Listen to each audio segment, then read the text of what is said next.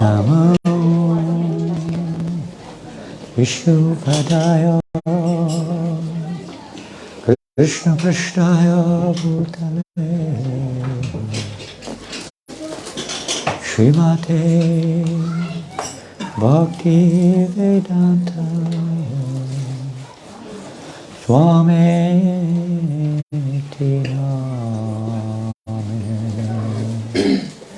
Namo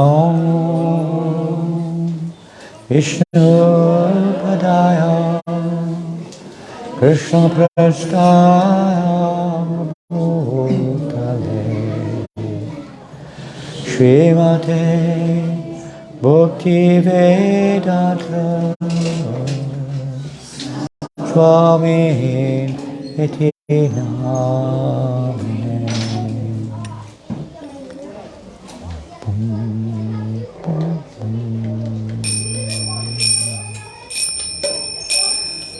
Namaste Saraswati Devi Gauravani Pracharini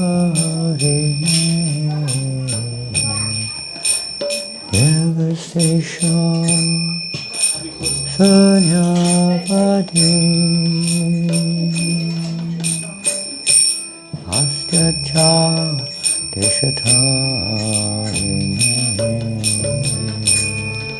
Namaste Saraswati Devi Gauravani Pracharini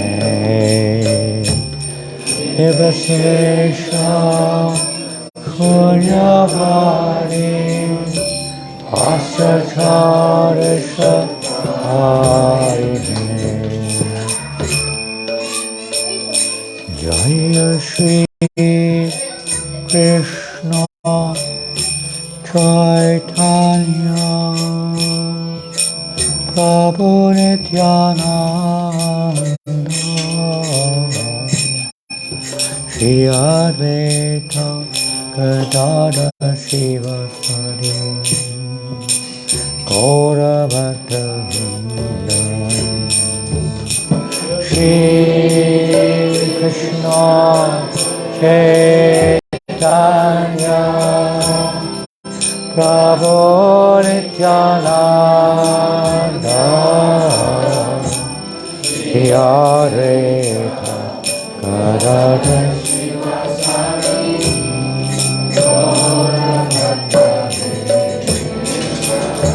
Hare Krishna, Hare Krishna, Krishna Krishna, Hare Hare, Hare Rama, Hare Rama, Rama Rama, Hare Hare, Hare Hare Krishna, Krishna Krishna, Hare Hare, Hare Rama, Hare Rama,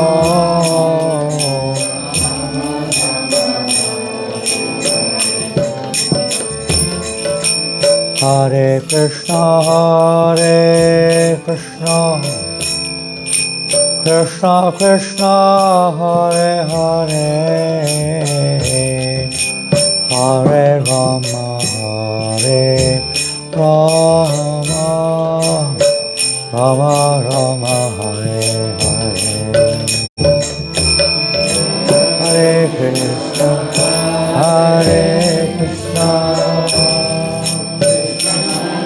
Hare Hare,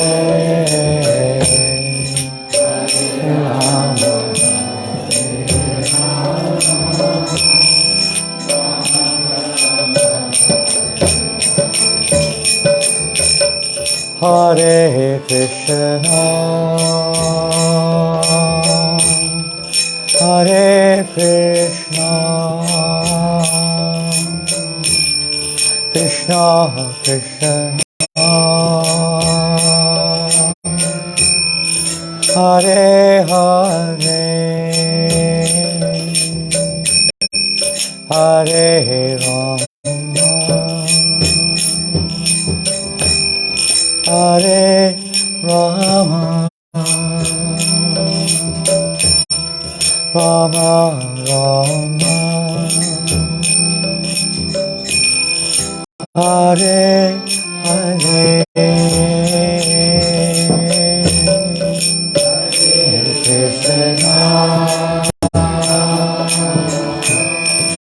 Hare Krishna,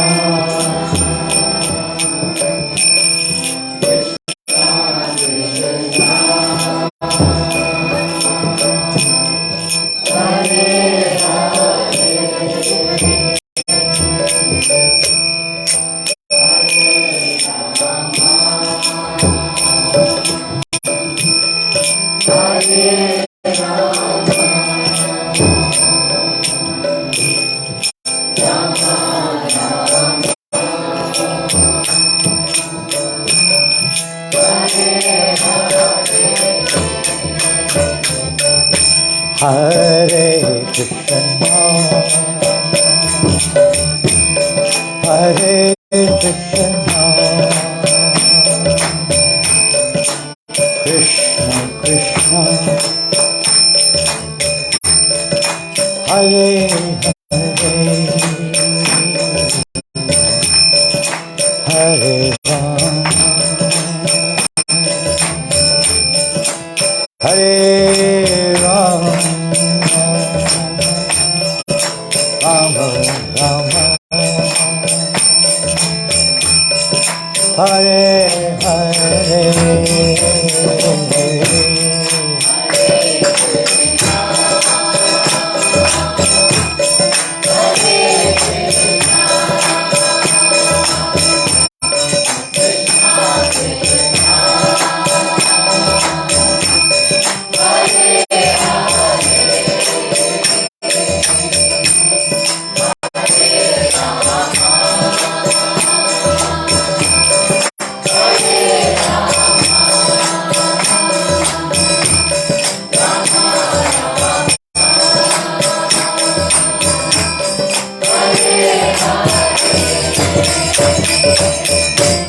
Hare Krishna, Hare Krishna, Krishna Krishna, Hare Hare, Hare Rama, Hare Rama, Rama Rama, Hare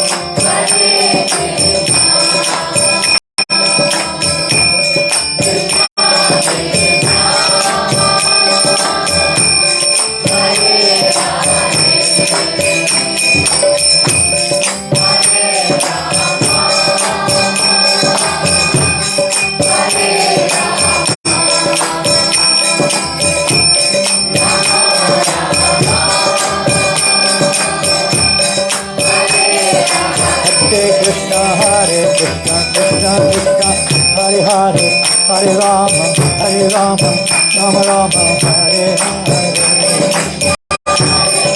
Krishna Krishna, Hare Hare,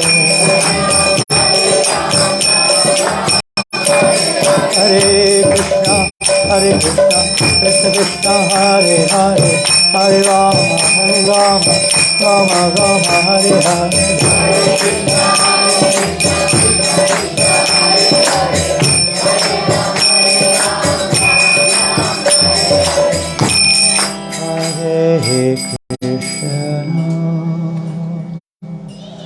Hare Krishna, Krishna Krishna, Hare Hare,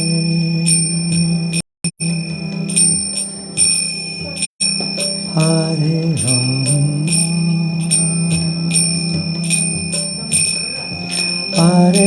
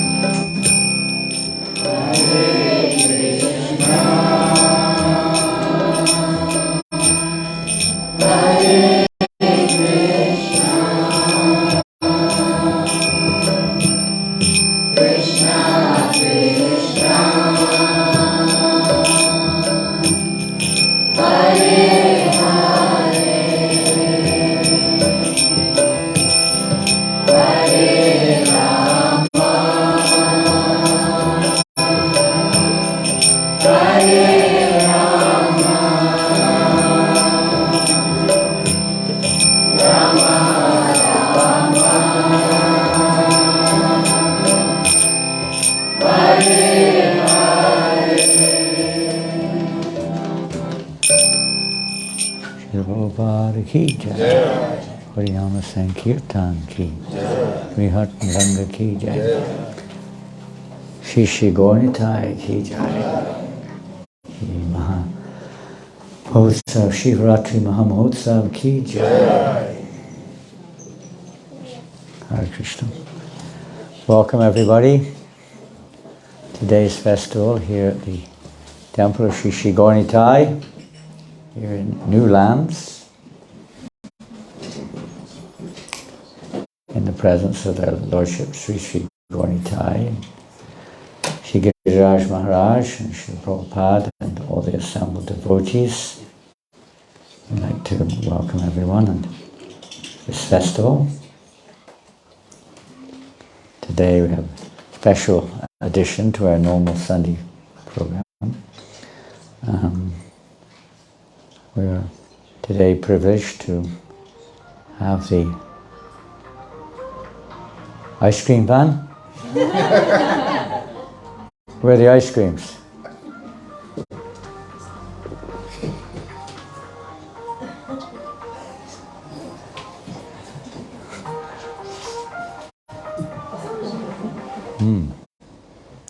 If you do have a mobile phone, what should they do with their mobile phone? Throw it in the toilet. Throw it where? In the toilet. In the toilet? Throw it in the toilet, that'll block the toilet. That'll be an expensive bill, you have to have the plumbers coming in. You can donate it if you wish to good causes. Otherwise, please do. If you wish to keep your mobile phone, we recommend you put them on some kind of silent mode, turn them off or something or another. Thank you very much for that consideration.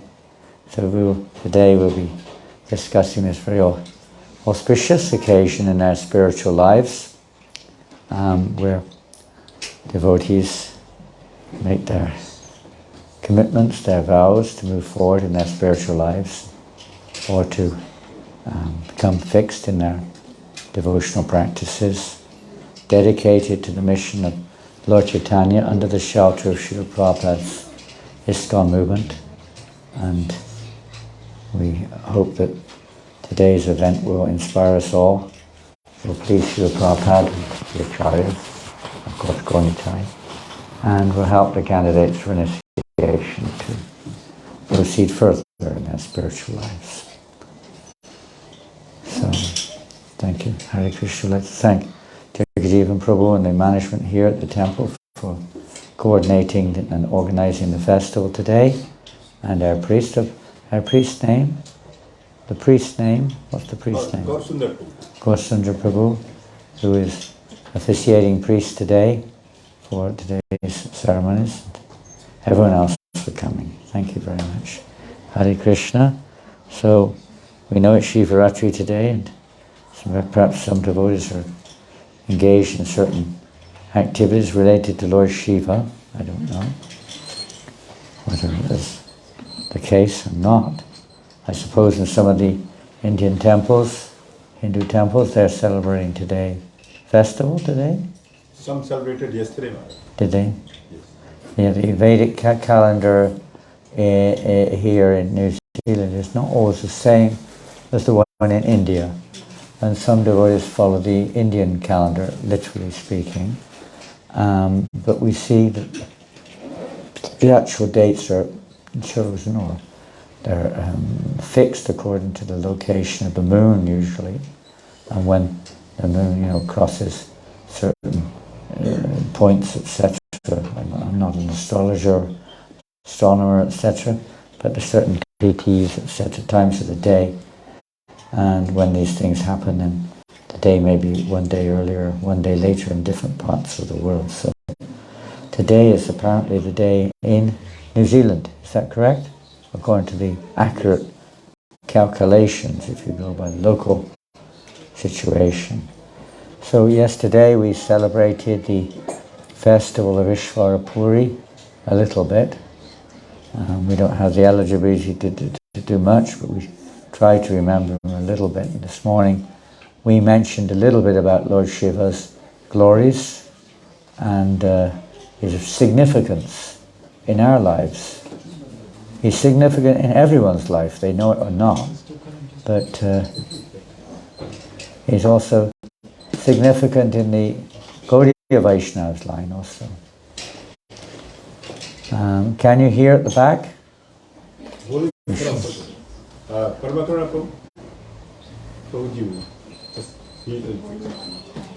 Here's our expert electrician coming to save the day.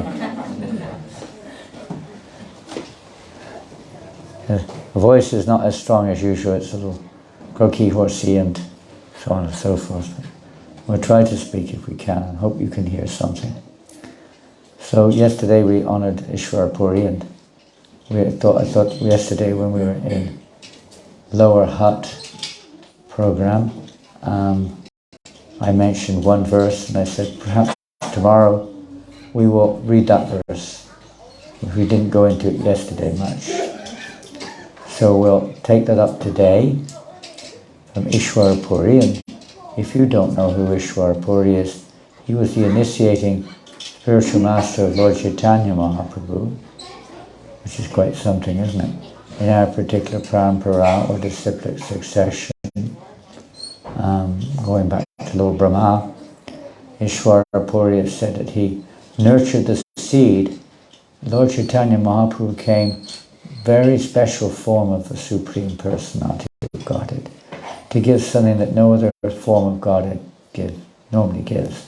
He's giving Krishna Prema in the highest form, Madhurya, even Madhurya, or confidential love of Godhead, very conjugal, confidential form of love of Godhead, which normally is not even mentioned, what to speak of given. Hare Krishna. So, of course, others may be in different relationships with the Lord, but this was Lord Chaitanya's special feature, one of the special features, not the only one, of his appearance.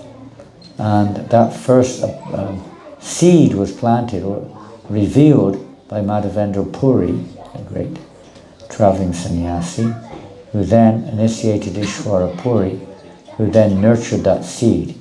He watered the seed, then the seed became fully blossomed, fructified during the time of Lord Chaitanya Mahaprabhu brought that seed to full blossom. And with fruits and flowers and seeds which he distributed everywhere. And he requested all of his followers to carry on this process of distributing these fruits and flowers of the tree of loving devotional service. You can move this if you wish, it's a little bit blocking, isn't it? No. We'll move it that way a little bit. Move it that way. No, you can keep your... Oh, I see that.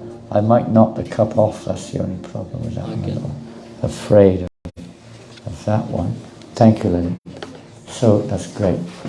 And he asked us all to take... Now, the wonderful thing about giving the fruit of love of God is that the more you give, the more you get. Wouldn't you like that? If you're a materialist, the more money you gave away, the more money you get. You'd be keen to give away money, huh? You get more. But it's a fact. Anyone's experienced that. The more you give in devotional service, the more you get, isn't it? Even money, I know. I mean, not that we own anything or we are attached to anything or necessarily worry about that, but you notice that when you just don't hold on, don't be a miser, you give away in the service of Krishna, whatever Krishna provides. And Krishna provides more. I remember last year at the Rath Yatra in London, one man came up to me, I didn't even know who he was. I was on the book table at the Rath Yatra for a little while there, and this one man came up to me, I was talking to some people and trying to convince them to take a book, and the one man came up to me, just said, he just gave me $10, £10. So I immediately said, please take this Bhagavad Gita. So I just gave him a Gita and he happily took the Gita. And I said to the devotee in charge of the book table, here's £10 for the Bhagavad Gita. He said, keep it for your own services. I said, no, please take. So he took. And I walked after that sometime. I was walking around the square, Trafalgar Square. That same man saw me, and again he came up to me. This time he gave me £50.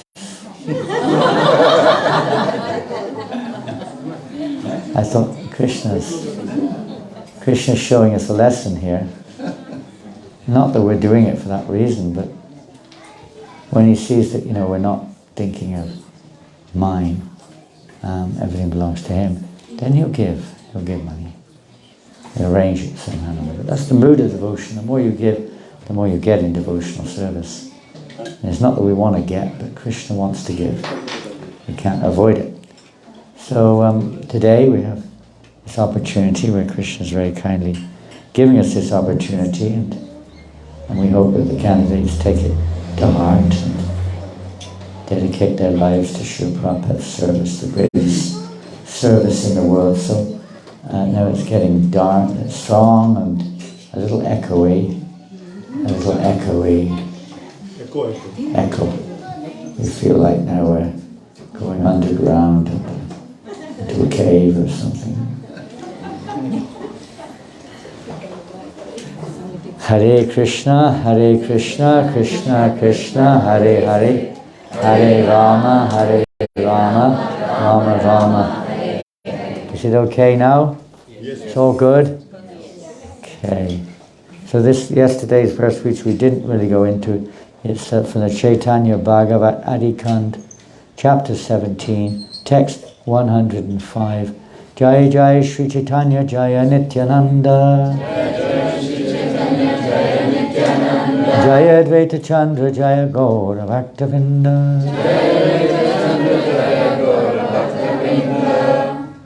Jaya Shri Krishna Chaitanya Prabhu Nityananda.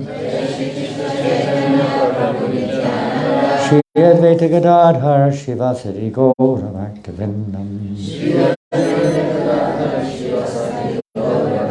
Hare Krishna, Hare Krishna,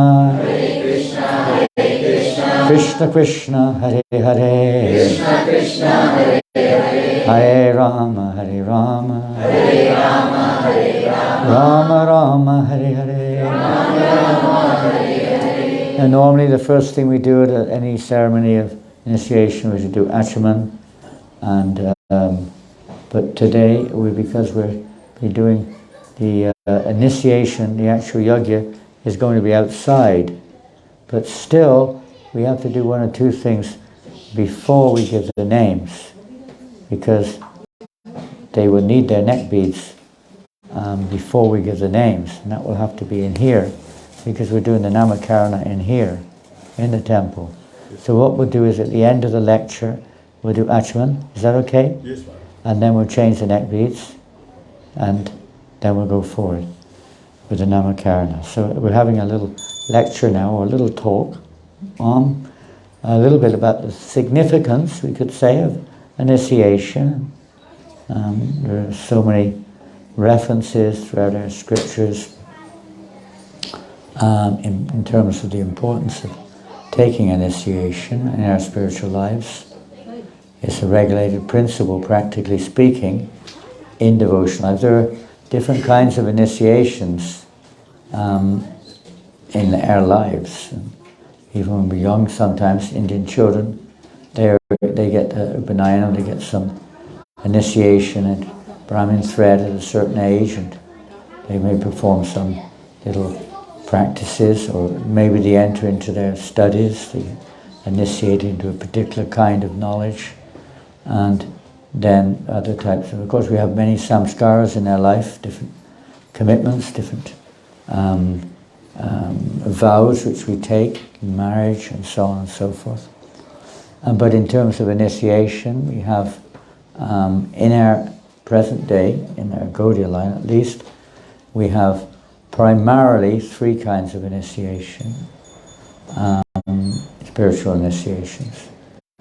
And they're not just traditional, they're not just Kula Guru, or taking initiation in the line of one's family or one's tradition exactly, or because one happens to be born in a particular Varna, but these initiations are to connect us with our eternal relationship with Krishna. So there are three, sometimes one, sometimes two, sometimes three. But the main initiation is the connection with Satguru, or the line, the eternal line of disciplic succession. There are four basic Vaishnav Sampradayas. Today is Shivaratri, so we have the Rudra Sampradaya. Lord Shiva is the head, the origin of the Rudra Sampradaya, of course, and his followers, Vishnu Swami and others, in the line have passed this same message down. The details may vary, but the message is the same. Devotional service to the Supreme Personality of Godhead. The details only may vary. And they may quote more emphasis on certain shastras and certain practices, but the principle is the same. Bhaktisiddhanta Maharaj wanted to bring unity of purpose, let's say, not in terms of one's in charge and one's not in charge, but unity of purpose and understanding and cooperative endeavor to spread the message of Godhead throughout the universe. He wanted to bring that unity, what to speak amongst Vaishnavas themselves, to bring unity amongst the devotees. Diversity is a wonderful factor which brings, just like in this room now, I haven't got my glasses on, but even without my glasses on, I can see variety of dress. Only there's some boring ones sat on a chair over here. They look quite boring, they're all in white. At least three of them are, I think. Looks like it. But pretty much everyone else has variations, so there's this mixture of whites in amongst the colours here. So variety is the spice of life. The problem is to get unity, yeah? To get that cooperation. It doesn't mean we all have to wear blue, white, red or pink. It means we're all individuals, but with Krishna in the center, we can cooperate. So much variety. It needs to be variety. Krishna likes variety. That's why there's so many different relationships, different moods, etc., different rasas. So, putting Krishna in the center, initiation is to try to remind us that this is the goal of our life, to awaken our love of Godhead, and at our stage put Krishna's desires in the center. So those desires come down through the parampara disciplic succession, and the spiritual master's business is to pass on Krishna's will. Just like the Bhagavad Gita. In one sense you could say it's the will of Krishna, and you've all experienced this probably in our modern age all over the world, I don't know. In the West at least, people write a will. Is it will? And when they leave their bodies, so inheritance goes here and there or whatever it is. And Krishna left a will, although he never leaves and he's never dying, but he left a will in the form of Bhagavad Gita. So that is the direction, what we're supposed to do with Krishna's energy. And the devotees, the disciples session, they pass that will, the message of that will. They don't change the will. Sometimes we like to change the will. Somebody leaves a will, we take a legal case to try to change it sometimes, in our favor. But the Krishna's will must not change. And this is the law of disciplic succession, as a law. It's not an etiquette, it's a law. But the message must not change. The details of how to distribute it, whether the postman dresses in green, red, yellow or blue is another thing. Whether it's inside an envelope or a box or a packet or whatever, it is the detail. But the message must not change. So the parampara, disciplic succession. So initiation is a connection with the unchanging line, following Krishna's will.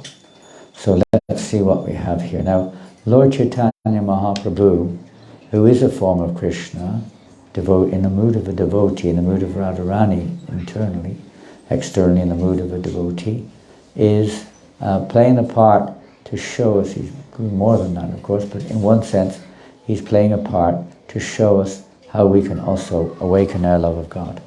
So in that sense, we heard yesterday, he accepted initiation. Now he's the Supreme Godhead, he's the source of all knowledge, he's the source of everything, but still he shows, by several reasons we discussed last night, one of those reasons to show the example for everyone else. How important it is. I remember reading in the Bible now, I haven't been able to find that reference, I've really looked very carefully, But I remember reading how Jesus Christ also, it's not the same thing in Christianity, it was a similar idea.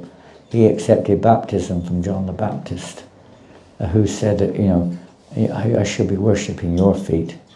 But Jesus said, no, this is the way, something like this is the way it should be. That he took initiation or whatever, baptism, from John the Baptist, one famous personality in the Bible. So he's showing the example that this line of taking, is humbling. In spiritual life, the essential spirit of the spiritual world is called dainya, which means a kind of humility unknown to us. But it basically is humility which manifests in this world as being submission. Submission to the will of the Lord. It's not some kind of self-centered behavior pattern, which, or maybe manufactured by modern concepts of what humility or tolerance may be. But it's a mood where one puts aside one's own whatever for the will of Krishna. Just like Arjuna was very humble, killing people on the battle of Kurukshetra. That doesn't sound like humility, to say the least. An ordinary person will not be able to justify killing people as an act of humility, because they don't know what humility means. Humility is not some relative interaction between conditioned souls who do not know the purpose of life. Humility is the very conscious existence of only existing for the pleasure of Krishna's senses, putting aside any self-centered or any independent desire whatsoever is humility. So devotional service is to cultivate this mood of pleasing Krishna. So initiation being one important step. Lord Chaitanya showed that by taking initiation from Ishwara Puri, and Ishwara Puri was basically saying, who am I? I'm your servant. You're the Supreme, I'm your servant. But Lord Chaitanya begged him, and he said, what to speak of initiation or giving you the mantra, I'll give you my very life. I'll give you my life. And he said, then we need the charger. The battery is about to run out. Only a couple of percent left. Do we have a charger here? I don't know if it will reach the nearby plugs or not. I'd say. Aradine nipite ishvara puristane mantra diksha chakilena madhura vachane. This is in Chaitanya Bhagavat, not the Chaitanya Charitamrita. Another biography of Lord Chaitanya Mahaprabhu's life and pastimes. On another day, Lord Chaitanya Mahaprabhu went privately to Ishwara Puri. Now this is taking place in a city called Gaya, which is probably familiar to most, at least geographically familiar. Some of you may have been. Place of pilgrimage, Buddhists also. And Lord Chaitanya has gone there to perform Pinda on behalf of his deceased father, Jagannath Mishra. So, like a Shraddha ceremony. As people do, it's very common to deliver their forefathers from birth and death, liberation.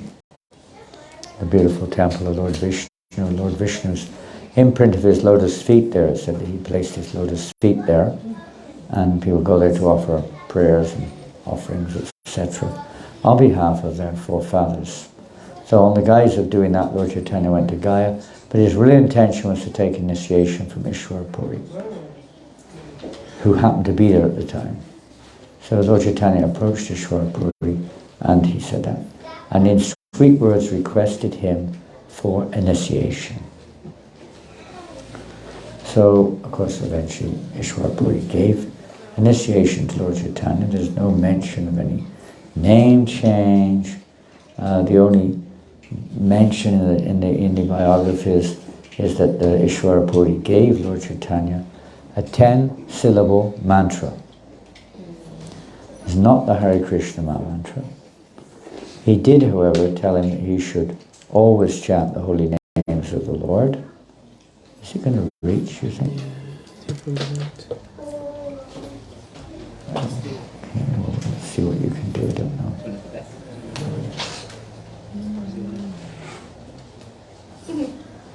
It's like the disciplinate succession here. We go, yes, it's reached the source. So something else has come out. Hare Krishna. It's okay. What was that other plug for? Do you know? Okay, it's no problem. Great. Perfect. So he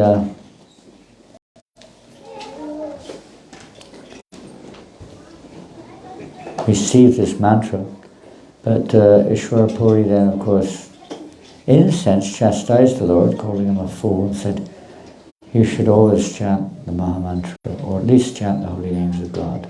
Harinama, Harinama, Harinama, Eva Kevam. From that point on, Lord Chaitanya Mahaprabhu, well, to then had been a scholar, scholastic pastimes, didn't abandon it entirely, but everything was in relationship with the holy name, and he just madly spread the holy name everywhere after initiation. So the candidates for initiation today, as soon as the initiation is finished, they will be going madly all over Wellington, spreading the holy name everywhere, right? They're already doing that to a certain extent. We all have that chance. But that's what Lord Chaitanya Mahaprabhu did. He introduced the Sankirtan movement to the world, and this movement has gone on since then. Following that principle, this is the Sankirtan movement. This movement is for spreading Krishna consciousness. Initiation into this Krishna consciousness movement is basically to take the part of an assistant in the spreading of Krishna consciousness. We're not just doing it as a formality or some personal, just one's own personal thing. I've got a name, I'm initiated, blah, blah, blah. No, it's to become an instrument for the will of our Parampara to spread Krishna consciousness. So I'll read the commentary by Bhakti Siddhanta Saraswati Maharaj. This was the phrase mantra diksha is defined in the Bhakti Sandarbha. Bhakti Sandarbha is written by Jiva Goswami, our Siksha Gurus, as a mantra diksha rupa anugraha, receiving mercy in the form of initiation. Mercy coming down. Huh? According to the passage, mananat trayate yasmat tasman mantra prakiktitaha. A mantra is that. What is a mantra? It's a hotel, right?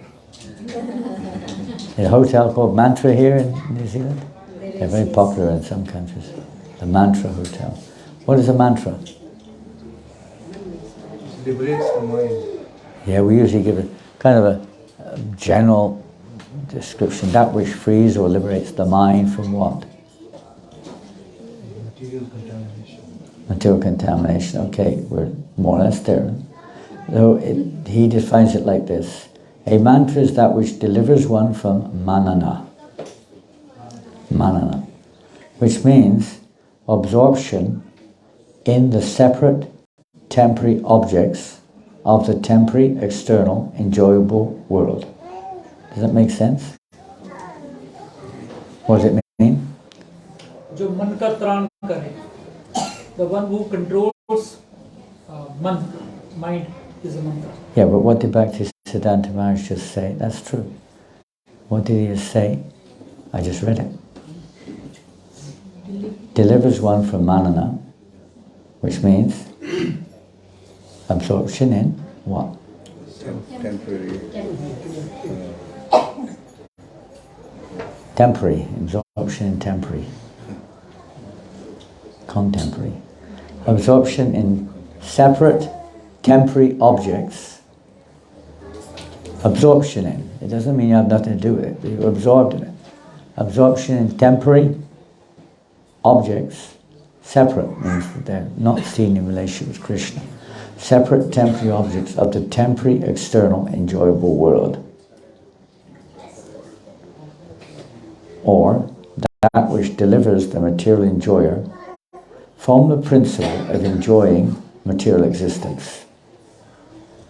It's a bit more specific in terms of, let's say, the effect of receiving a mantra. Yes, that which releases the mind or liberates the mind, but it's actually that which frees us from absorption in these temporary material objects, which is pretty much pervasive in this world. We're almost all absorbed in them, whatever they may be. It is stated in the Vishnu Yamala, Divyam Jnanam Yato Didyat Kuryat Papasya Samkshayam Tasmat Diksheti So Saputta Deshikais Tapiko Vidai. Diksha is the process by which one can awaken his transcendental knowledge and vanquish all reactions caused by sinful activity. A person expert in the study of revealed scriptures knows this process as Diksha. Thus, traditionally, Diksha means, Brahmana call initiation. We call it second initiation. First initiation is called Nam Diksha. The second initiation is Mantra Diksha. So this verse is particularly referring to, in some ways, to both, but traditionally to Mantra Diksha, the second initiation. The initiation which Lord Chaitanya, in one sense, received from Ishwara Puri, in the sense that he received a mantra which is part of the Gayatri Mantra, the Vaishnava's Gayatri Mantra. But the Maha Mantra is very special. Has appeared to give everyone a chance, no matter what we are, born in any family. It's nothing to do with birth. You may be born in any one of the Varnas or outside of the Varna system. It doesn't matter. Everyone, in fact, Kaviraj Goswami describes that the Mahamantra does not wait for formal initiation. Anyone can chant and get the benefits. Nonetheless, in order to perfect one's devotional service, to go back to Godhead, one must have the shelter of a bona fide spiritual master in disciplic succession. Whether one's accepted second initiation or not is another thing. It's not absolutely required. But first initiation, as we call it, or as it's called, a Nam Diksha, that is required. Whether it's in the form of a formal or official initiation or not, or acceptance in the heart. But it is required. And the formal initiation is a stage. Why we would not take, that would be the question mark. Not why we should take, why not take. It's a question of surrender, isn't it? The process of devotional service depends on our degree of surrendering our false ego, surrendering our independence. So initiation is a major stage in surrendering that independence or seeing things separately from Krishna, including oneself. When the Lord himself is taking initiation, when the Lord's devotees themselves emphasize the importance of it, then anyone who really wants to surrender to Krishna, it will be a stage. It's not artificial, it's not forced, it's not to be premature, but it should be understood as a necessary part of our progress in spiritual lives. According to regulated principles, the initiation ceremony has 5 factors. So generally speaking, devotees are already undergoing these factors to different degrees. Among them, the 3 samskaras, or the impressions, the activities to prepare us in one sense. They're called Tapa Samskara, Urdhva Pundra Samskara, and Nam Samskara. They're very simple and not very demanding, you could say, in the sense that devotees, anyone can wear the marks of the Vaishnava. Sometimes this is known Urdhva Pundra Samskara, the tilak and this and that. In the Sri Sampradaya, they have the Tapa Samskaras, they brand you. Hot branding, boom, boom, like we do with sometimes an animal. It must be quite painful. And you have permanent marks on your body. In our Krishna consciousness movement, we follow tapa. The tapa is following regulated principles. No meat eating, all that sort of thing. And the marks which we wear. And the Nam Samskar, we chant a certain number of mantras, japa, daily, amongst other things. So they're kind of pretty general preparations for initiation. Apart from these three, those are Madhyam, those are a little bit more advanced. They mantra samskara, yoga samskara, they may accept second initiation, they perform deity worship and so on like that, when we receive Brahman initiation. Up to then we can also participate in these activities in various ways, assisting, preparing ourselves if that's the direction we're going in. Although it's the devotional, going back to God, it doesn't depend upon it. It's a very great aid for our progress in spiritual life, to accept second initiation also, if we're able to follow these various samskaras properly. Prabhupada made that clear in that sense. So that's just a little something there. There's a lot more, which I'm not going to read. Well, I'll read a bit of it. By the influence of mantra diksha, a living entity attains freedom from the bondage of material existence. Then by attaining perfection in chanting one's mantra, knowledge of the Lord and His holy names awakens in one heart, and one becomes qualified to serve the lotus feet of Krishna. In the Bhagavad Sampradaya, let's see, hold on.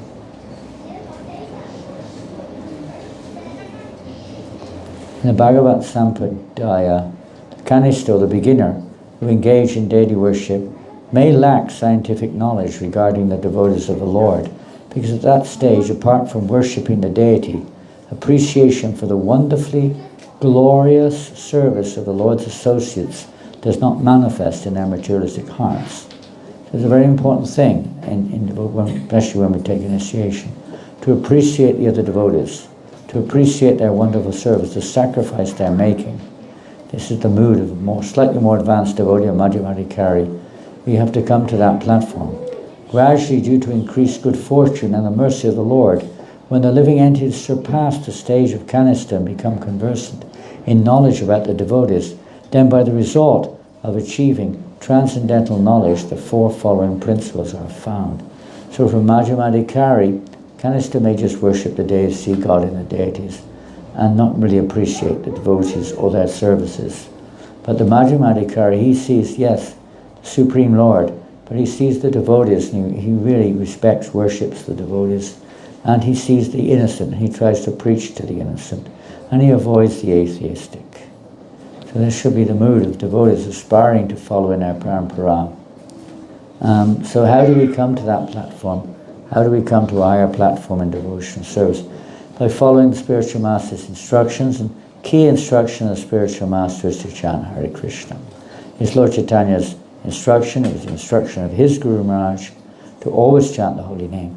So this is our main activity in our movement in terms of sadhana or practice, is to chant the holy name of Krishna and to try to cultivate by associating with Krishna in the form of his Namarupa Krishna avatar. He's appeared in this Kali Yuga, Kali Kaler Nama avatar. In this age of Kali, the avatar, the form of Krishna is the holy name. So he's appeared in this way to give his association to all.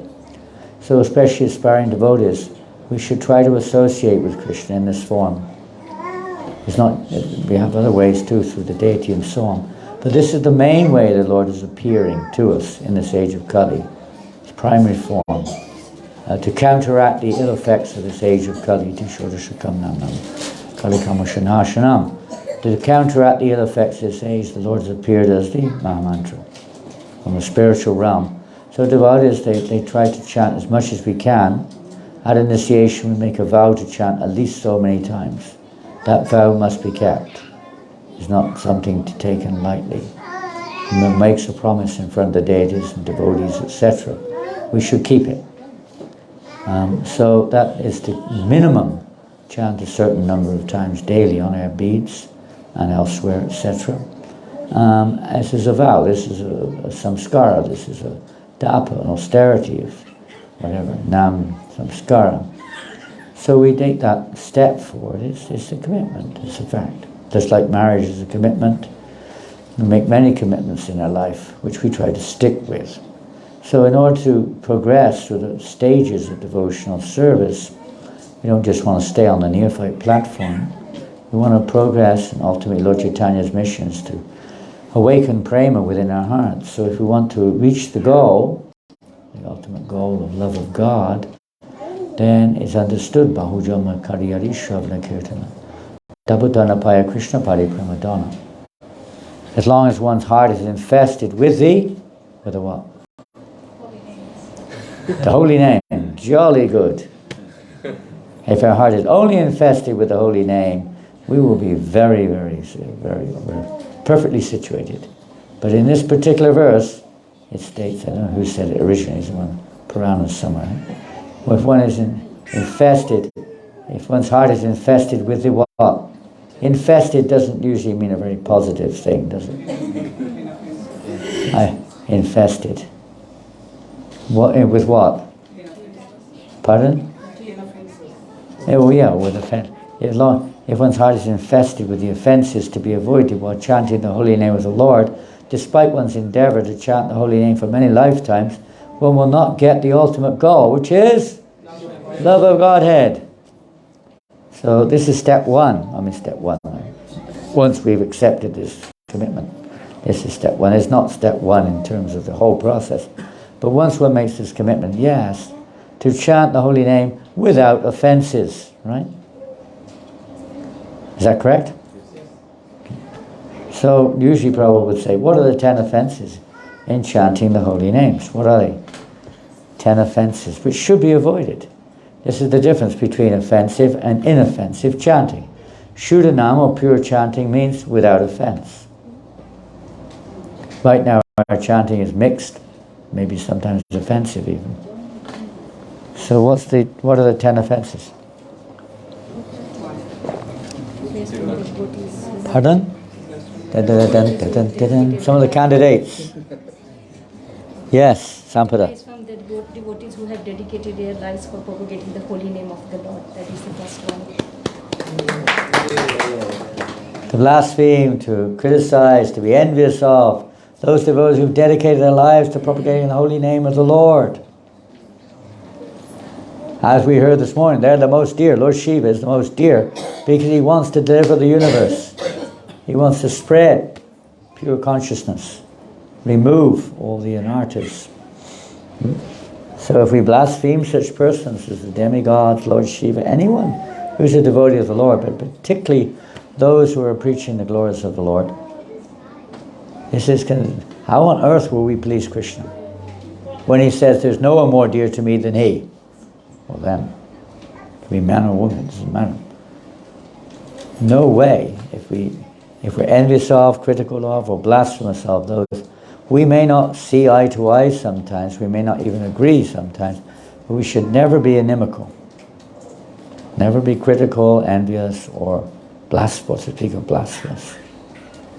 We heard that yesterday also, the effect of one who does, basically speaking, become critical of Vaishnavas, that they fall down on the path. Ramachandra Puri was the example given yesterday. So be very careful. We may say that person has not dedicated themselves to the glorification of the holy name, therefore I can blaspheme them. I don't believe he has, or she has. She's not dedicated herself, I can criticize her. But they're following somebody who has. They're representing somebody who has, even if we don't see ourselves like that. They're representing someone, so that is even worse in some ways than directly criticizing someone who is. It's even worse in many ways. It's like criticize, I love you, but I don't like your dog. You kick the dog over the wall. A man will kick you over the wall. Or me, or whoever it is. So blasphemy is to be avoided. What's the second one? Even thinking enviously is bad. Cut it out. Second one? Consider the name of the demigods, Shiva, Shiva, Vishnu and Brahma as equal to or independent of the holy name of Lord Vishnu. Very good. To consider the name of Lord Shiva. Today is the Shivaratri. There are other places where, we should understand the name of Lord Shiva is holy, and it's also on that spiritual platform. But it has a different effect, a different objective in many ways, although it's transcendental in its own right. But it's not the same. So the name of Vishnu is, or let's say Vishnu himself, is himself amongst Eka. That verse I've forgotten from Chaitanya Chaitanya. Of all the controllers, he's the supreme, or we could say Nityo Natyanam Chaitanya Chaitanya, Eko Bahunam, Yovidadati Kamanati. Of all the great personalities, living entities, there's one supreme. And that one supreme is Ishvara Parama Krishna, such as Ishvara Parama Krishna. He's the supreme one. Everyone else may be great in their own rights, or whatever they are, but he is the source of all greatness of all.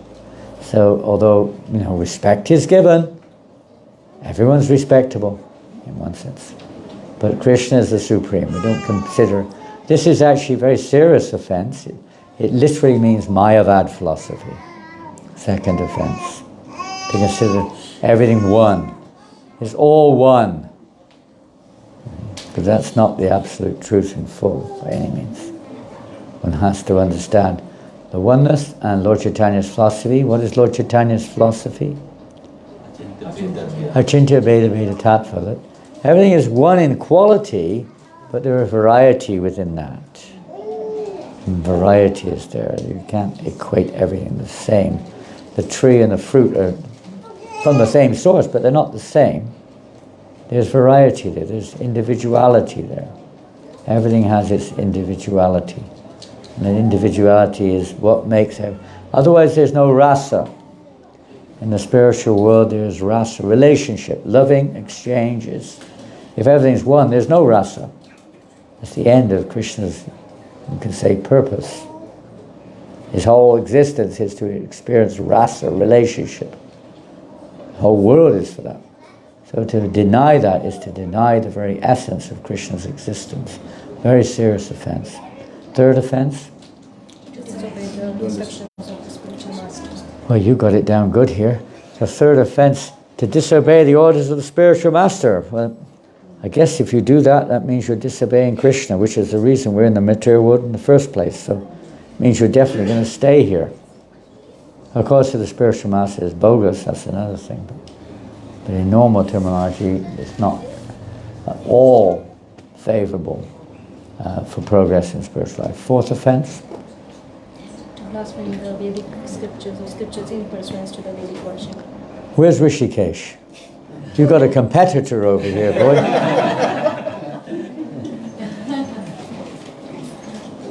Yes, to blaspheme the Vedic literature or literature in pursuance of the Vedic versions.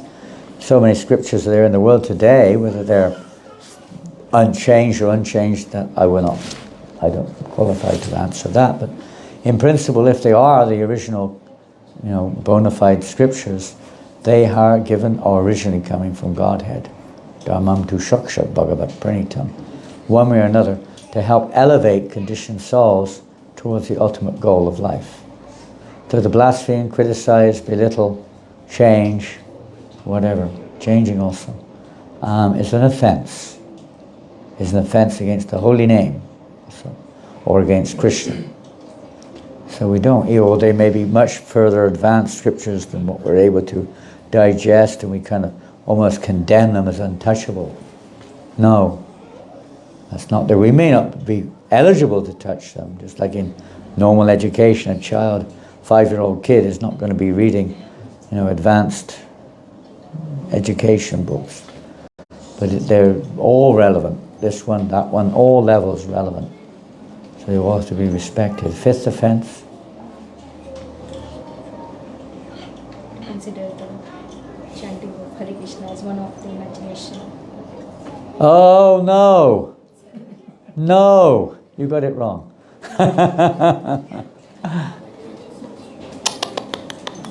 Disqualified, huh?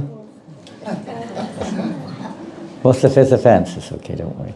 Fifth offense. Consider the chanting of Krishna as imagination. That is what The stories of chanting Hare Krishna. Sorry? Consider the glories of You got it. I'll never say the chanting, right? How can you say the chanting of Hare Krishna is imagination? I might as well say your imagination. Everything's imagination. It's going on. But the glories, sometimes people think they're exaggeration or imagination or something, huh?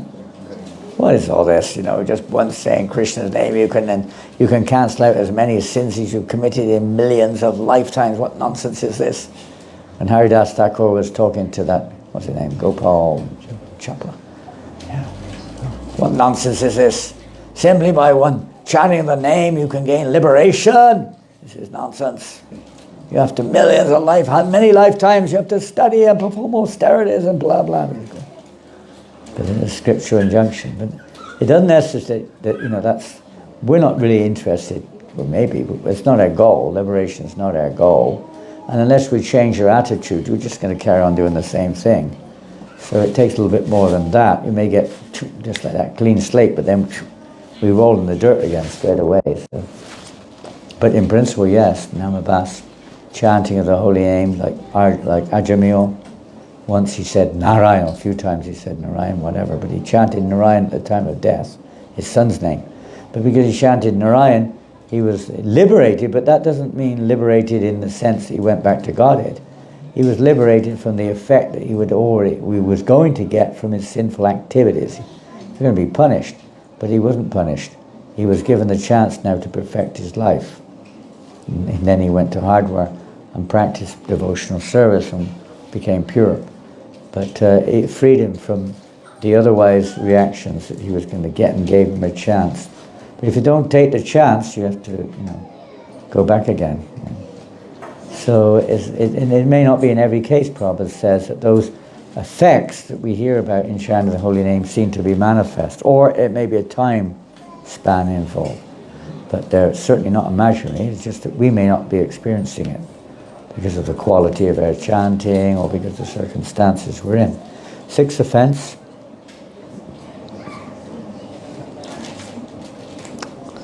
Number 6. I know you tried very hard to memorize these, didn't you? You knew this was coming. Committing sins on the strength of chanting the holy name. Pardon? Committing sins on the strength of chanting the holy name of the Lord. Where that came from? That's seven. Wasn't you, was it? You can't count. It's not like it's a law. The order is not necessarily a law, by the way. But this is the way they're normally presented. Sometimes a little differently. Yes, sometimes that comes next. The 6th offense is normally mentioned as to give some interpretation, yeah. Our own interpretation or someone else's concocted idea of this. And we receive our knowledge from Guru Shastra Sadhu. We don't concoct. We don't imagine. We don't hear from somebody who's got his own ideas. We hear from Guru Shastra Sadhu. It's basic. That's the basic meaning of that. We understand Krishna from Guru Shastra Sadhu, not from someone's mental concoction. 7th offense? Commit sinful activities in sisterhood. Got it. And Paramakruna gave you a clue just a few seconds ago. To commit sinful activities on the strength of chanting the holy name of the Lord. This is commonly discussed one. We won't get into it. But it's, thinking we just say, Hare Krishna, and do any damn thing. Pick up your cup of coffee. We were drinking tea this morning. Did you see me drink tea? I was drinking a cup of tea this morning. I just said, Hare Krishna. It was all good. No more, no problem. It wasn't caffeine tea. It was ginger tea. But sometimes we take this advantage, chant the Lord's name in vain, and we just think we can use the name to counteract our sinful behavior. That's not the idea. We may be weak, we may be inclined towards sinful life. We don't chant the name just to get free of the reaction. We chant the name so we become purified of the inclination to be attracted towards sinful life. Not to continue sinful life and just get free from the reaction, which many people do. They think like that. But that's not correct. That's an offense. 8th offense?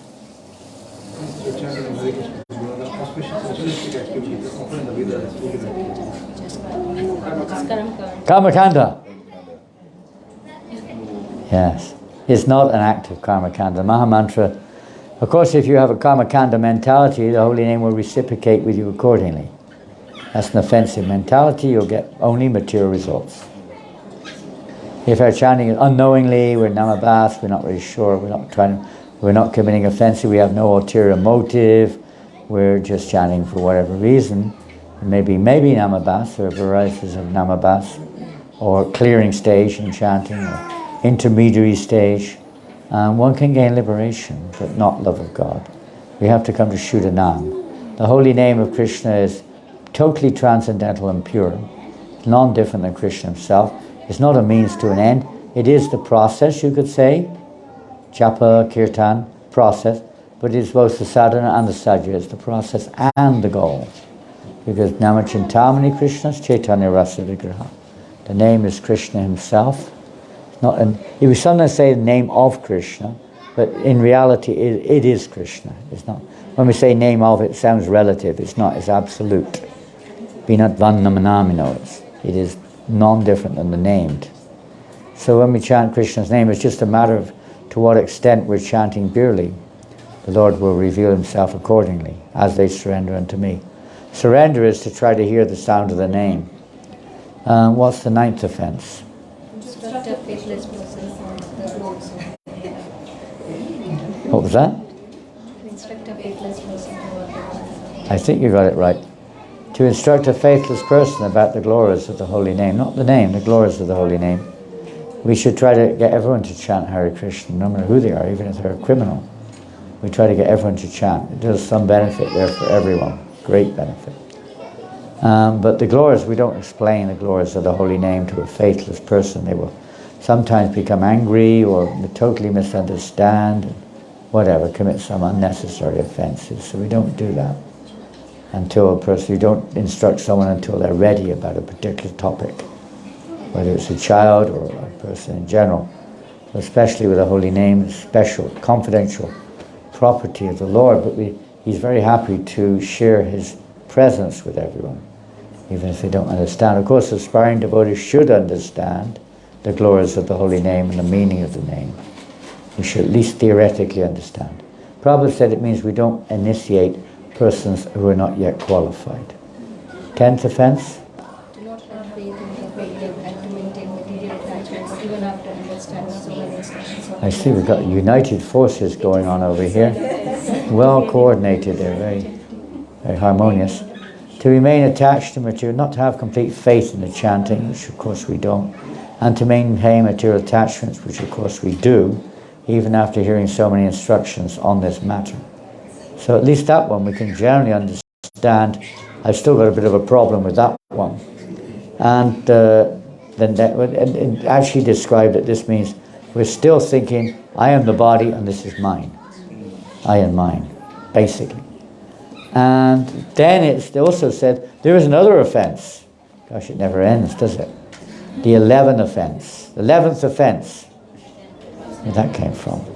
It's sometimes included in the 10th, pramada. Sometimes the imagination one with the interpretation. Huh? To be inattentive. What did I say? What did we just say? Anyone remember? It's the 11th offense that sometimes included in the 10th. And what is it? What is it? What is it? Pramada, what is that? Inattention. Sometimes it's described as madness. And being a maddened state of mind. Inattention. And that's, in a sense, it's the key factor, isn't it? How much we're attentive to Krishna. In our service, just like deity worship, they've got to be very attentive, right? Timing, cleanliness, the right thing in the right place, cleanliness, attentive to what you're doing. Attention in every form of devotional service, particularly in chanting the Hare Krishna mantra. We try to hear the sound. But we all know that our mind wanders, isn't it? Or sometimes it wanders towards Krishna. It's not that it sometimes wanders, it's always wandering. And sometimes we bring it back to remember Krishna. So what do we do? How do we deal with that one? Because that's the key. Bhaktivinoda Thakur said, inattentive chanting, what did it do? What's the result of inattentive chanting? It's the cause of all the other things. It can cause all the other offenses. Doesn't necessitate it will, but it can cause all the other offenses.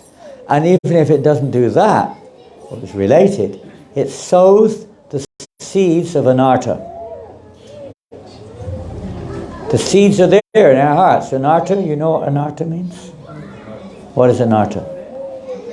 Unwanted thing. Unwanted things, material desires, material attachments, etc., which are not appropriate, more than required, particularly.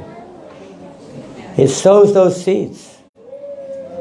And if you're not careful, as we can read in Nectar Devotion, by the watering process, if we're inattentive or offensive in chanting, it can water the weeds.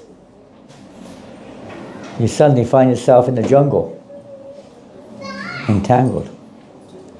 So he puts a lot of emphasis on it, trying to be attentive. All the other offenses will be going in the background if more we're attentive, right?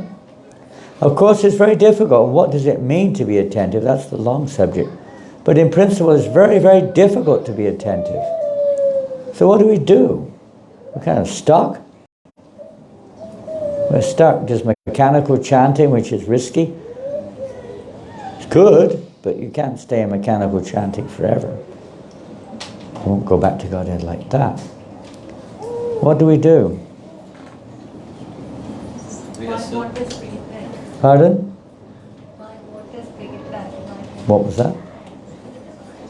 When the mind wanders, try to bring it back gently.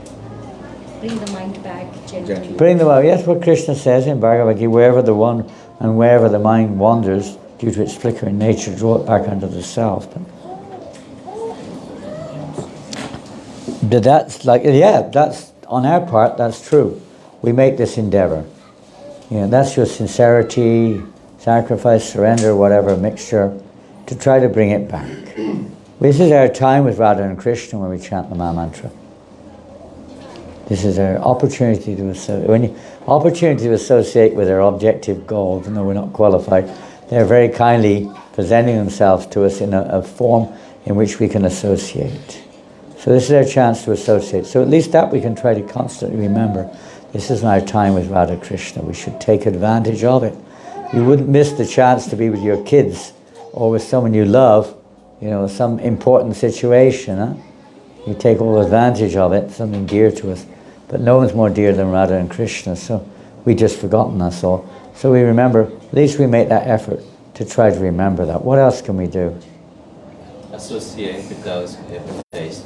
Associate with what? Associate with those who have a taste in chanting. Associate with those? Those who have a taste. Oh, thank you. I thought it said associate with those who are imitation chanters. I couldn't quite hear. So, my word, that's why you're associating with me. Now I understand it. You revealed the truth. Associate with those who, because we see, Baba said a guru is one who's mad for chanting the holy name. So we associate, again, that could be misinterpreted or misunderstood, but in principle, to associate with those who are more advanced in Krishna consciousness, whose chanting is pure. Okay, that's a good one. Important. To hear from them. What else? Listen to the holy name. But that's the essence, isn't it? We try to listen. There's all techniques for this, by the way. There's external and internal aspects. Externally, we can at least do something there, which is also related to the internal. To try to listen. You try to hear each name. Hare. Hare. Just try to hear one word at a time, then try to hear the next word. But even that, sometimes we mumble and jumble and fumble and tumble and rumble and bumble and stumble. Luckily, I had crumble this morning. So that helped me come humble. Interesting language, isn't it? So what do we do? Another one. That's good. All these are good. What else? Pray to the holy name. Thank you. Very good one. Pray, pray, pray. This is a high recommendation, high on the list. Bhaktisiddhanta said, impossible for the jiva to single-handedly overcome the illusion of inattention. Impossible. Now, this is rarely that the acharyas use this word impossible, but he uses the word impossible. not within our grasp. We're not that strong. Very hard to overcome. So he says it's only possible by the mercy of Krishna. Therefore you have to fervently pray for the Lord's mercy. There's no other way. We can try our level best, which we should. We're not likely to get an honorary degree in this one. You try your level best to evoke or to warrant the mercy of the Lord. What else can we do? That's very important. What else?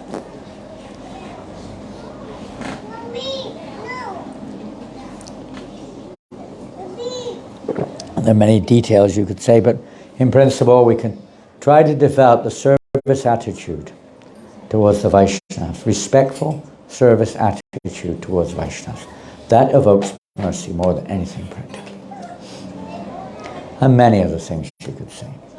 All the various seva apparatus, all these little things can help us to develop a favorable mood.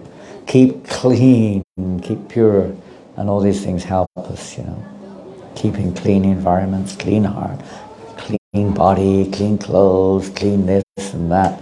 Keeping clean helps us to be much more easier to focus. It's external factors, but they can help. Okay, well, we're going to have to finish there. Time is flying by, and has already flown by. And I keep my glasses off purposely so I can't see the time. It's my excuse. So I think we have to move on with the program. And we'd like to thank you all very much. Please, we do beg you all to give blessings to the two devotees today who were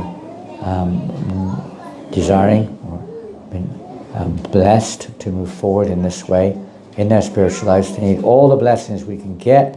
This is another important factor. We need the blessings of the devotees in our spiritual lives. So we should bear that in mind for all of us. So we're going to move forward now. We need the achaman. Are we in achaman cups? Maybe. Achaman, or should we? I don't know. This is a little complicated. Do we need to do? Yeah, we should do before they receive their beads. We should do achaman. And that should be fine. Pardon? That should be fine. It's okay. Do it here. It's okay. Okay. Is that the achaman cup there? No.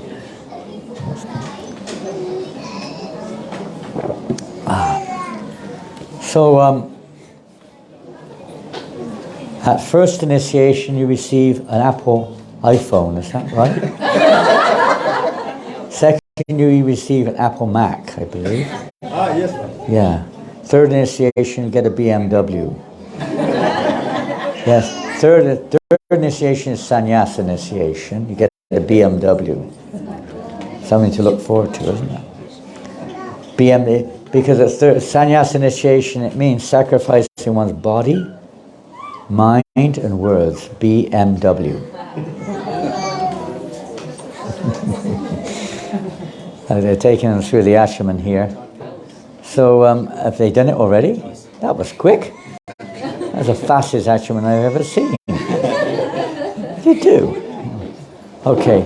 So we'll do it again outside. We'll do it properly outside, okay? Yes, sir. We'll do the whole thing, one by one. Nama Pavitra and all that. So now we want someone to please give... Yeah, we got to get the... Yep, I think that's the right bag. Give me that one there. Yep, that one's good. So I'm going to request one initiated lady, Mataji, to come forward. And if Sampada has beads on, to please take the beads off, which she presently has. One of the initiated ladies can come forward. Whoever is brave enough. Please come. Everyone else can chant japa for a few seconds. Or rather, we can ask somebody to talk about Sampada, to glorify her, other than her husband. Who's going to do it? You're going to do it, Mata? Okay, here's Sampada. That's her neck beads. Take the old ones off. Make it possible. And someone, Prabhu, one initiated Prabhu, can come forward and change the neck beads of Rajiv. Who'd like to do that? We hope they'll be long enough. I think they will be. And these are the ones I've been given, so don't blame me. Hare Krishna. So we're going to call them together, if that's okay, husband and wife. So once you have your neck beads changed, take the old ones off first and put the new ones on second. Are they long enough? Are they long enough, Rasa? Long enough? Okay. We don't want to strangle them. Sometimes they're really tight, sometimes those have big necks. Tell me when you're ready. And whilst they're then both of them are going to do like this. They're going to, let's see, practicality. Normally you go in order, but practicality, let's see. First, we're going to ask you to pay your obeisances to Srila Prabhupada. And then you're going to pay your obeisances properly to the deities, and then you come here, we're going to move this table, and you pay your obeisances here. In the meantime, I would like maybe our temple president can say a few words about the two devotees. Is that okay? Yes, sir. You know them. You've seen them before. I hope so. I saw them there somewhere. Jam asked me last year. We can take the table away. Speak a few words. Speak. Okay. Thank you, Maharaj. First of all, just would like to thank Maharaj for giving shelter to Sampada Mataji and Rajiv Prabhu. Wonderful couple. Ever since they started coming to the temple, I really can't remember when it was the first time. 2 years.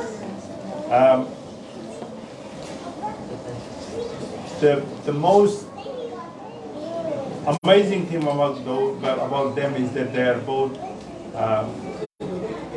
very dedicated in doing seva. And in a very short time, when they started to come into the temple, they asked what seva they could do. And both of them at the moment are saving Srila Prabhupada, ironing clothes, and Sampada Mataji gave some hand in the garland making as well.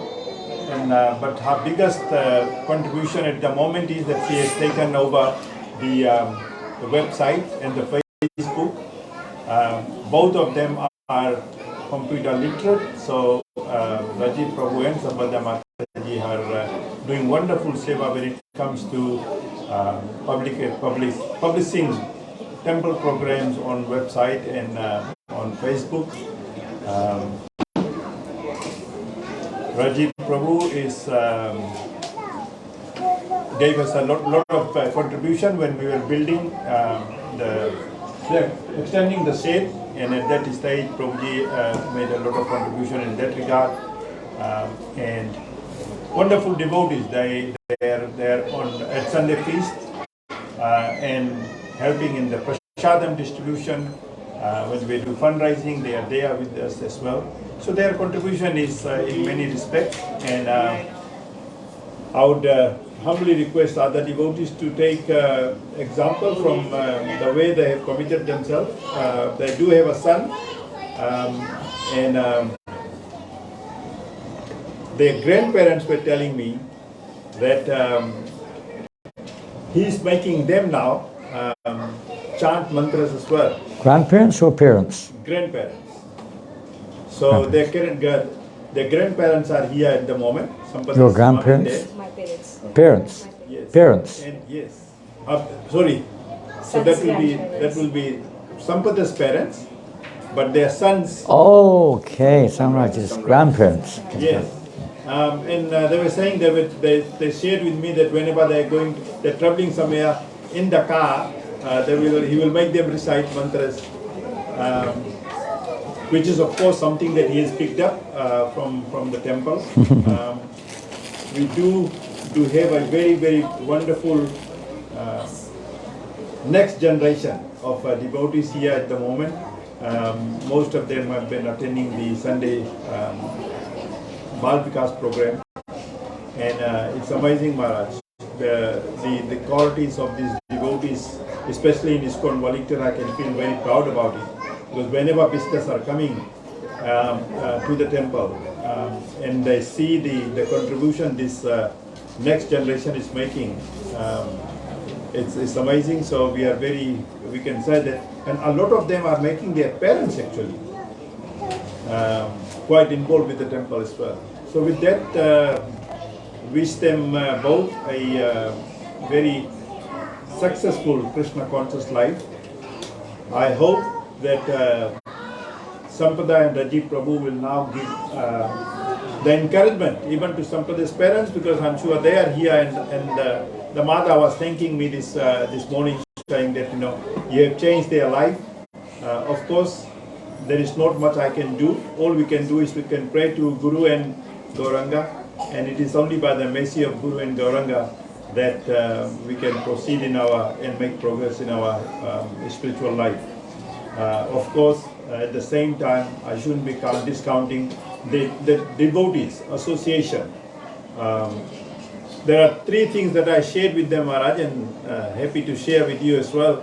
This is my Guru Maharaj's very famous three things. In Hindi it says, "Jaise khaye an, वैसे रहेगा मन, जैसे पिएगा पानी वैसे बनेगा वाणी, and जैसे करेगा संग वैसे उतरेगा रंग." So I emphasize those three things to them, and of those, the last one, which is जैसे करेगा संग वैसे उतरेगा रंग, association with devotees is very, very important. And not only with devotees, your association, whoever you are associating with, they play a very, very important role in your life as well. So once you become a Krishna consciousness, you have to choose your friends. One thing you will find that once you become initiated and once you become Krishna conscious, there are a lot of people that you will lose as friends as well. Those that are not getting, the things they were expecting from you, maybe a drink, or I won't go very deep into there. I know you understand what I'm trying to say. So yes, you'll have to choose the right people who can then give you the right guidance, and that you have already received from a lot of devotees here who are present today, and I'm sure they will continue to do so. I think at one stage, maybe I should say this, with some influence from Mataji at the back, I think Sambada Mataji was at one stage thinking of taking initiation from Swarup Damodar? Sorry? Yes.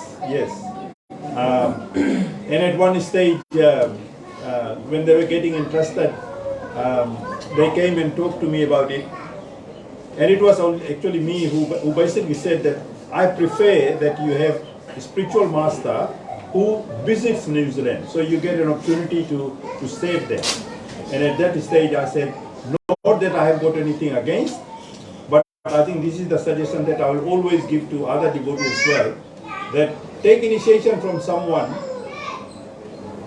not that they will be always able to come, but at least once a year, twice a year they will be here, and you will get opportunity to personally save them. Very, very important. Yesterday in the car I was talking to Prabhuji as well, and I was saying that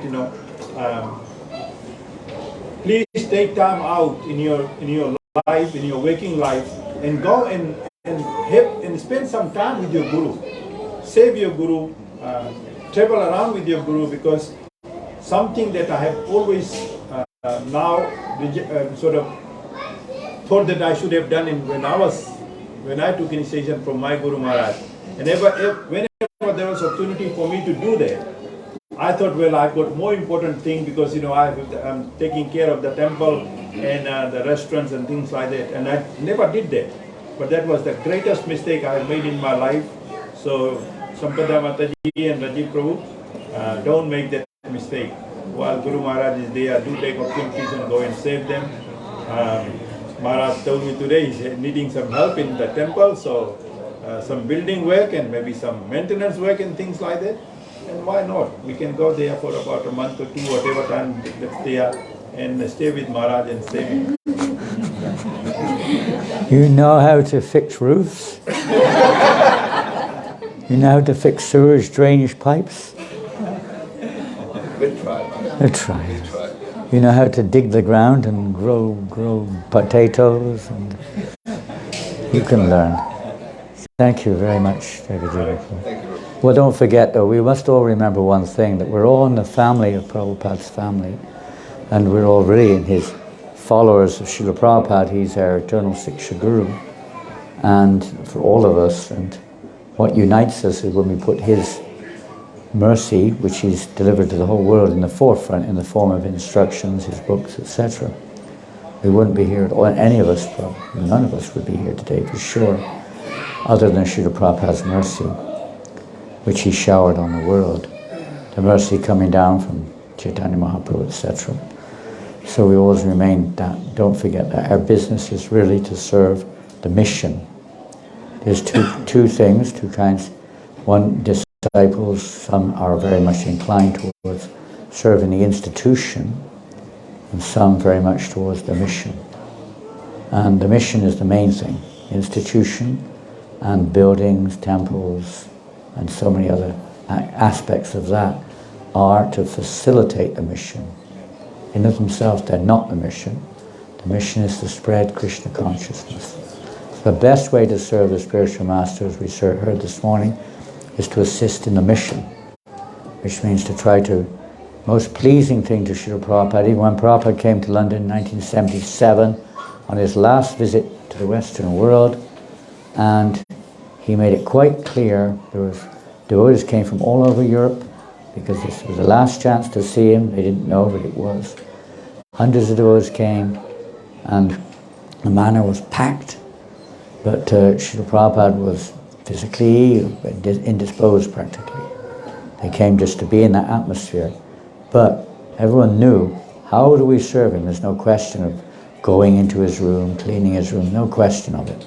In fact, Prabhupada told one devotee, what are you doing here?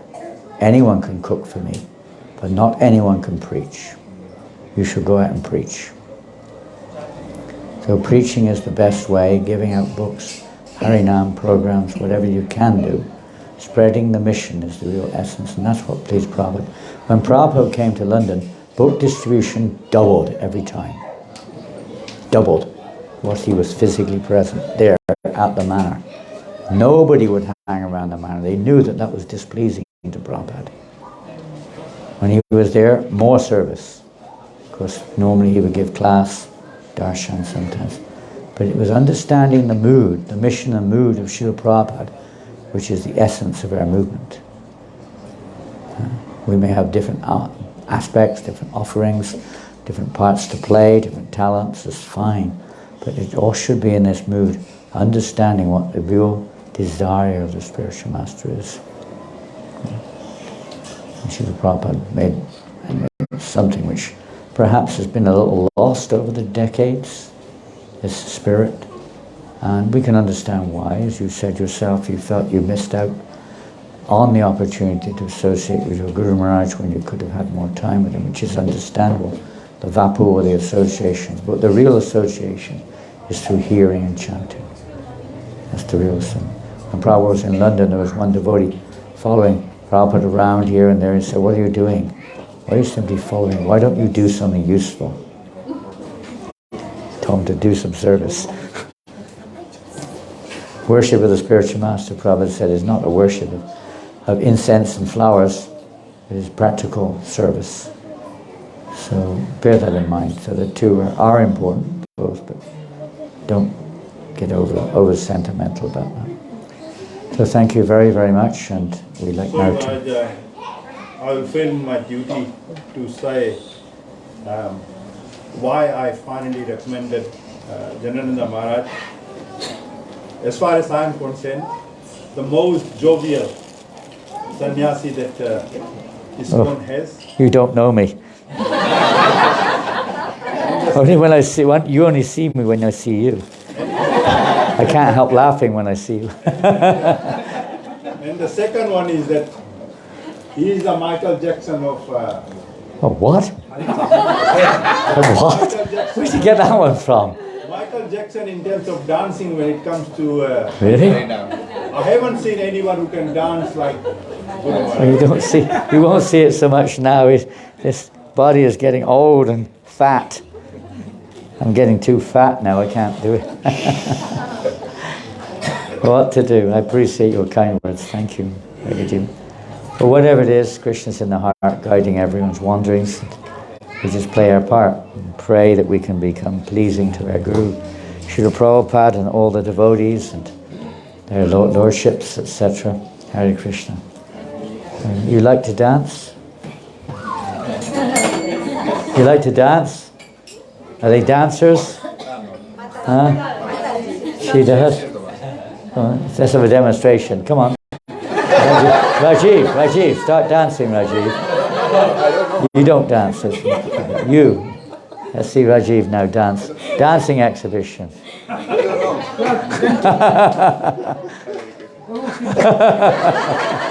Very nice, very nice. You have to have Rath Yatra in Wellington. I don't know if you can. It's a bit too hilly, isn't it? Hilly? Maybe you can have it down the front. Rath Yatra in Wellington, that'd be really nice. That's how I'm keeping fit, Maharaj. Going up and down. Up and down the hills, yeah. Okay. In your car?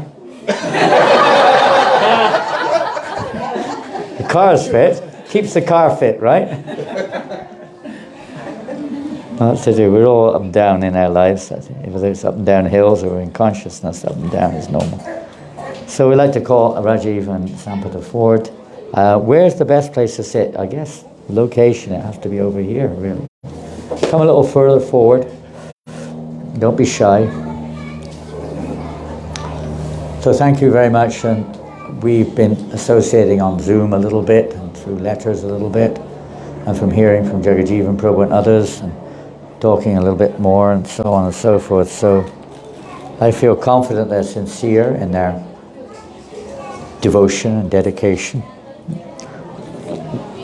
And I hope and pray that you reign forevermore in the service of Srila Prabhupada and his mission.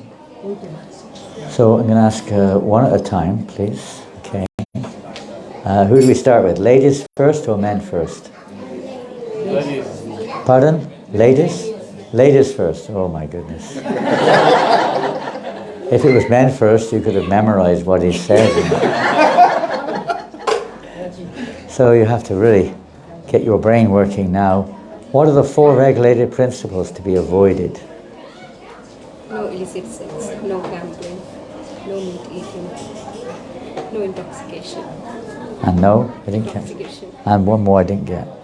I got intoxication, No meat eating. which includes tea and coffee, by the way. Oh dear, dear, dear. No tea, no coffee. At least not that type of tea or coffee.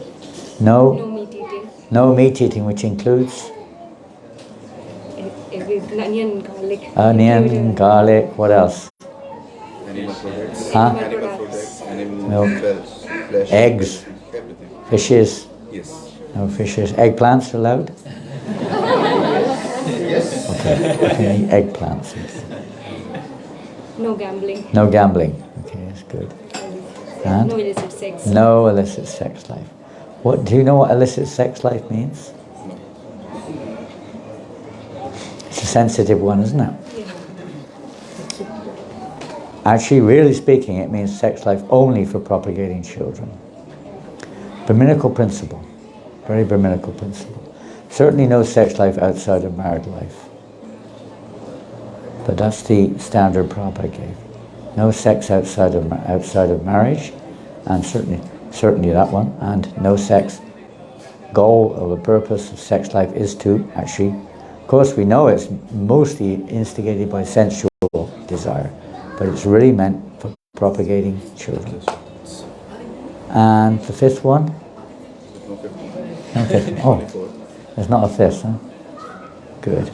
Sometimes they do, but it comes under gambling. It's called mental speculation. But that's something we work on, isn't it? You can't expect you're not going to have that at all.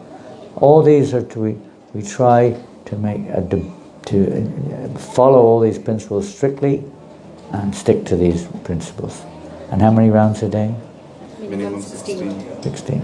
Okay. So I'm going to ask now Rajiv, what are the 4 regulated principles? No meat eating. Including? Including egg, onion, garlic, any flesh. Right, okay. And no gambling, Okay. no intoxication, and what else is left? No illicit sex. You already described. And how many rounds a day will you chant, Sampradaya? Sorry? How many rounds a day would you chant? Minimum 16. Minimum 16 rounds.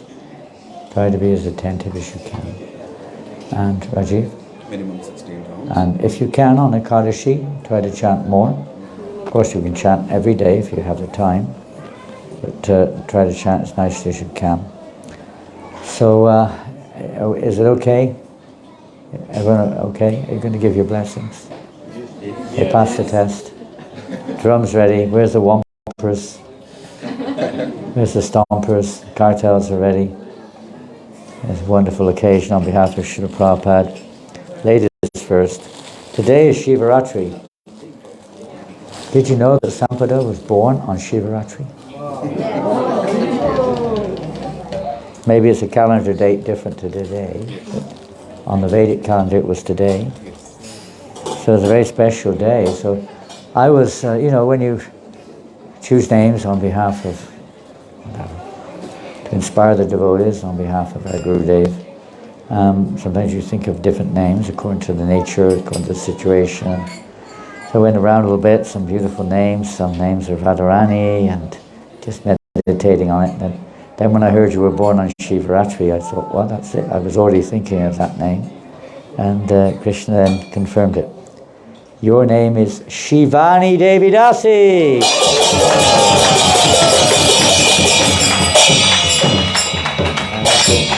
Haribol, Shivani Devidasi ki jai. Jai Prabhupada. Appropriate name, for Shivaratri. Since today is the day when Lord Shiva, you could say, from our perspective, marries his consort, Parvati. Hare Krishna. Is that okay, Shivani? Shivani is also a great devotee of Gaur Nitai, don't worry. She loves Gaur Nitai. And Rajiv Prabhu, I'm not going to give you the name Shiva, don't worry. Or another name of Lord Shiva. I could do, I didn't get round to thinking about that, but we won't anyway. Because I've already chosen the name. We all okay? Pictures? You taking a picture or what? Oh, there you go. I wonder what's going on back there. I could hear some noises back there. Oh, he's eager. Hands out. You're going to catch the ocean of poison like Lord Shiva. What's the name of Lord Shiva who holds the ocean of poison in his hands? Well, that's when it goes into his neck. Is there a name that he's holding the poison? I don't know if there's a name for him. I haven't heard. Probably somewhere. But anyway, don't worry about that. So today, on behalf of Srila Prabhupada and our disciplic succession, we have the privilege to formally initiate you in our Guru Parampara. Your name is Rasaraj Das.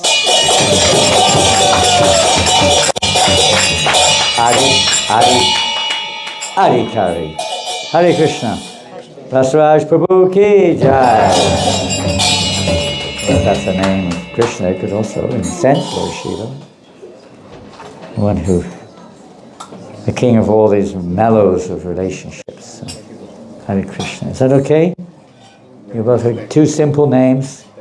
And I always like to choose a name, even if you shorten it. Where Shivani can't really be shortened much, but Rasaraj, name is Rasa, they might call you Rasa, another Rasa. So many Rasas. Huh? Ras? Ras? Oh, you call him Ras. Rasaraj. Rasaraj. He's a Raj. He's a rascal. Rasa Rasika. We have Rasika. Rasa Rasika. We have Rasa Raj Rasika. Rasa Rasika and Rasika Nanda. There's a lot of rasa around here. The more the merrier. Hare Krishna. Thank you both very much.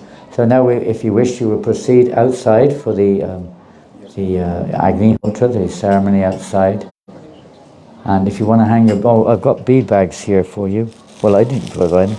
Somebody else has provided them. And they're beautiful. Maybe you did. I don't know who. That's for your husband. for Rasaraj and for Shivani. Don't forget, Shivani is also an expansion of Radharani. And there's Shrimati. Maybe that's Radharani, I guess it is.